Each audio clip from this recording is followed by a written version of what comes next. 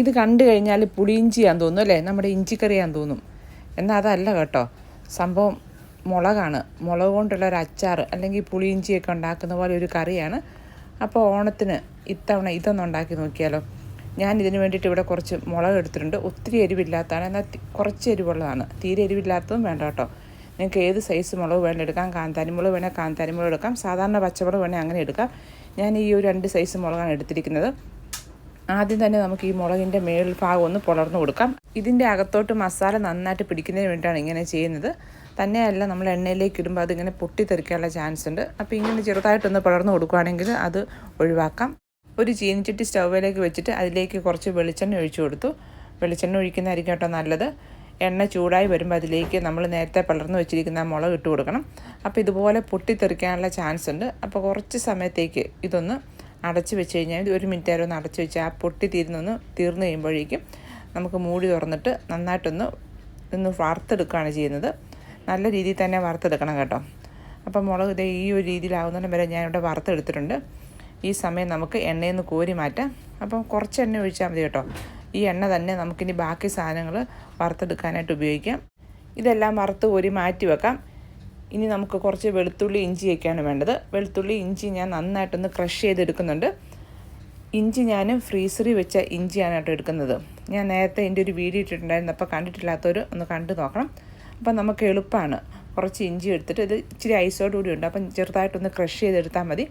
നല്ല എളുപ്പമാണ് കേട്ടോ ഇങ്ങനെ ചെയ്ത് കഴിഞ്ഞാൽ. അപ്പോൾ ആ വീഡിയോ കാണാത്തവർ ഒന്ന് വീഡിയോ പോയി കാണാം കേട്ടോ. ഞാൻ ലിങ്ക് വേണമെങ്കിൽ ഡിസ്ക്രിപ്ഷനിൽ കൊടുത്തേക്കാം. അപ്പോൾ ഇഞ്ചിയും വെളുത്തുള്ളിയും എല്ലാം ചതച്ചെടുത്തിട്ടുണ്ട്. ഇനി ബാക്കി വന്ന എണ്ണയിലേക്ക് കുറച്ച് കടുക് ഇട്ട് കൊടുക്കാം. കടുക് പൊട്ടി വരുമ്പം അതിലേക്ക് കുറച്ച് ഉലുവയും കൂടെ ചേർത്ത് കൊടുത്തിട്ട് അത് രണ്ടും ഒന്ന് പൊട്ടി കഴിയുമ്പോഴേക്കും നേരത്തെ ചതച്ച് വെച്ചിരിക്കുന്ന ഇഞ്ചിയും വെളുത്തുള്ളിയും ചേർത്ത് കൊടുക്കാം. അപ്പോൾ ഇഞ്ചി നിങ്ങൾ ഫ്രീസറിൽ നിന്ന് എടുക്കുകയാണെങ്കിൽ എണ്ണയിലേക്ക് ഇട്ട് കൊടുക്കുമ്പോൾ സൂക്ഷിക്കണം കേട്ടോ, പൊട്ടിത്തെറിക്കാതെ. അപ്പോൾ ഇഞ്ചിയും വെളുത്തുള്ളിയും കൂടെ നന്നായിട്ടൊന്ന് വഴറ്റിയെടുക്കണം. ഒത്തിരി അങ്ങോട്ട് കരിഞ്ഞു പോകല്ലോ കേട്ടോ, എന്നാൽ നന്നായിട്ട് വഴറ്റി കിട്ടുകയും വേണം. ഏകദേശം ഈ ഒരു പരുവായി കഴിയുമ്പോഴേക്കും നമുക്കിതിലേക്ക് കുറച്ച് കരിവേപ്പിലയും കൂടെ ചേർത്ത് കൊടുത്തിട്ട് അതും കൂടെ കൂടി നന്നായിട്ട് വഴറ്റിയെടുക്കാം. ഇഞ്ചിയും വെളുത്തുള്ളി ഈ ഒരു പരുവാകുമ്പോഴേക്കും നമുക്ക് വേണമെങ്കിൽ സ്റ്റൗ ഓഫ് ചെയ്യാം കേട്ടോ.